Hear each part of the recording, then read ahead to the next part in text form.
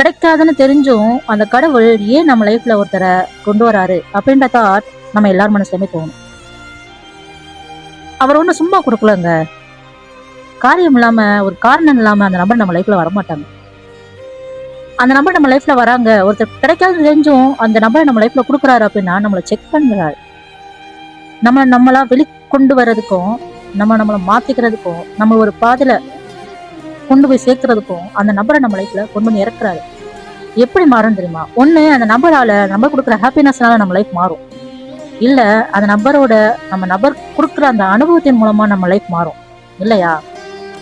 அந்த நபரால நமக்கு கிடைக்கிற வலிகள், காயங்கள், தாங்கிக்க முடியாத அளவுக்கு ஒரு துன்பங்கள், போதுண்டா சாமி வேண்டாம் அப்படின்ற அளவுக்கு வெறுத்து போய் நம்ம லைஃப ஒரு பாதையில மாத்தி கொண்டு போகும்.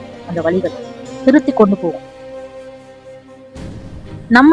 நம்மளா மாத்திக்கிறதுக்கும் வெளிக்கொண்டு வர்றதுக்கும் நம்மள ஒரு மெச்சூர்டா வெளிப்படுத்துறதுக்கும் வேண்டாம். லைஃப் இப்படித்தான் இருக்கணும், இப்படித்தான் வாழணும் அப்படின்னு நமக்கு அனுபவங்கள் தான் கத்துக் கொடுக்குன்னு சொல்லுவாங்கல்ல. அந்த அனுபவங்களை கத்துக் கொடுக்கதான் அந்த நபர் நம்ம லைஃப்ல என்ட்ராகிறாரு.